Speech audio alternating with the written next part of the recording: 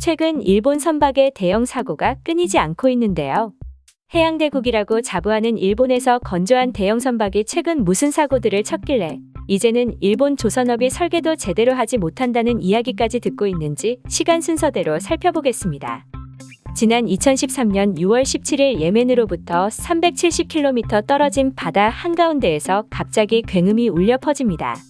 싱가포르에서 사우디아라비아로 향하던 8000T 유급 MOL 컴포트5가 갑자기 바다 한가운데서 선박의 정중앙이 쩍하고 갈라지는 소리였는데요. 이 선박은 무려 컨테이너를 4382개나 실은 8000T 유급 대형 선박이었습니다. 선박의 중간이 두동강이 났으니 선박이 서서히 침몰하면서 그 위에 실려있는 컨테이너들도 손쓸 틈도 없이 바다에 수장시켜버리고 말았습니다. 그런데 이 선박은 미쓰이 선사가 운영하던 컨테이너선으로 제작은 미쓰비시 중공업이 맡았습니다. 한때 일본에서 가장 선박을 잘 만든다던 이 미쓰비시 중공업이 선박을 절반으로 쪼개버리는 전무후무한 사고를 친 것이죠.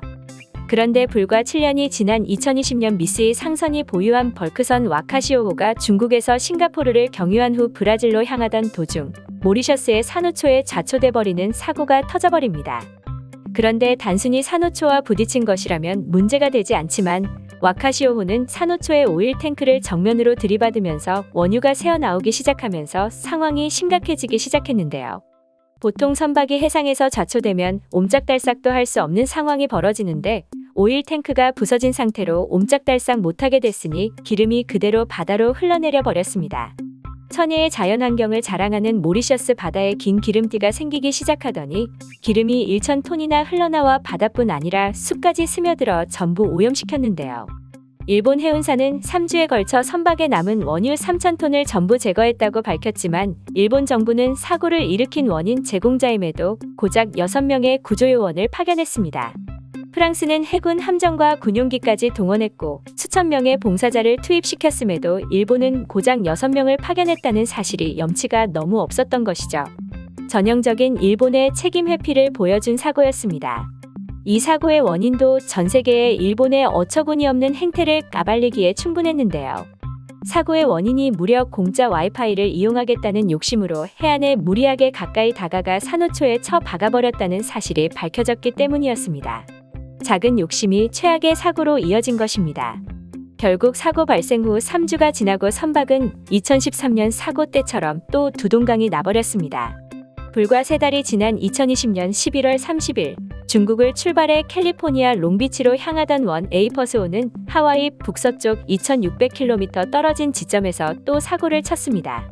사고 컨테이너 대부분이 바다로 떨어졌는데 그 수가 무려 1816개나 됐다고 전해졌습니다. 세계해운협의회에 따르면 지난 10년 동안 바다에서 유실되는 컨테이너는 한 해 평균 1382개에 불과한데 이 사고로 10년치 평균을 넘어버리는 기염을 토했습니다. 그리고 이 선박 사고로 분실된 1816개 컨테이너 중 60여 개의 컨테이너에 위험물질로 분류된 화학 비료가 섞여 있었기 때문에 이 컨테이너들이 오픈되어 버린다면 하와이 앞바다는 말 그대로 지옥이 될 가능성이 높아 미국 정부는 상당히 예민하게 반응할 수밖에 없었는데요. 말 그대로 일본은 한마디도 못하고 조용히 고베항으로 돌아와 사고를 수습하는 데만 4개월이나 걸렸다고 전해집니다. 또한 이 사고 선박은 건조된 지 오래된 선박도 아니고 불과 1년 전에 건조된 신형 선박이라는 점에서 일본 조선업 기술에 대해 상당히 많은 의문을 품게 만든 대형 사고였는데요. 이 사고는 해운회사의 운행 실수가 아닌 선박 건조 기술이 현저히 떨어짐으로써 발생한 기술의 문제라고 결론 지을 수밖에 없습니다. 한때 전 세계에서 가장 많은 선박을 만들던 일본의 건조 기술도 이제 노후화된 것 아니냐는 말이 전 세계 해운업계의 소문이 사실로 드러나고 말았습니다. 일본에서 건조하고 대만 회사에서 운영하는 에버그리노는 2021년에 이집트의 수에즈 운하를 약 일주일이나 가로막아 전 세계에 그야말로 민폐를 제대로 끼쳐버린 사고가 있었습니다. 초대형 컨테이너선 때문인데 수에즈 운하를 통과하기 위해 줄 서서 기다리는 배만 300여 척이나 될 정도로 제대로 길을 막아버린 것이었는데요. 수에즈 운하는 지중해와 홍해를 연결하며 아시아와 아프리카, 유럽을 잇는 지름길인데 컨테이너 2만 개를 싣고 가던 중 길이 400m나 되는 에버그린호가 항로를 이탈하면서 양쪽 제방에 끼어버린 겁니다. 이 엄청난 민폐로 인해 하루에 무려 10조 2천억 원어치의 운송 차질이 빚어지고 있다는 분석이 나왔습니다. 그래서 선박들은 일주일 이상 더 걸리더라도 아프리카 대륙의 남쪽 끝 희망봉으로 멀리 돌아가는 방법까지 검토하고 또 운송이 급한 몇몇의 선박은 실제로 희망봉으로 향하기도 했습니다. 일본의 14,000 TEU급 컨테이너선 마드리드 브릿지 선박이 2022년 1월에 아시아에서 미국 동부 해안으로 가는 이시사 서비스를 운항하던 중 대서양 중부에서 사고를 냈는데요. 스택 붕괴로 약 60개의 컨테이너가 유실됐고 80개가 손상을 입었다고 합니다. ONE은 초기 조사에 따르면 컨테이너 약 60개가 유실됐고 80개가 파손된 것으로 추정된다며 추가 조사 후 수치가 조정될 수 있다고 밝혔는데요.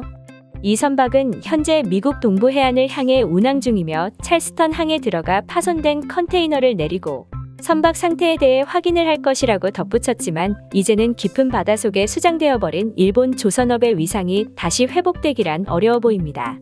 현재 한국은 매년 발주되는 전 세계 선박의 절반 이상을 건조하며 독주 체제를 굳혔습니다.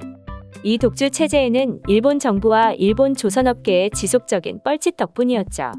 일본이 앞으로도 기대에 부응하는 활약을 하기를 기대합니다. 오늘 준비한 영상은 여기까지입니다. 영상이 재밌었다면 구독과 좋아요 부탁드립니다.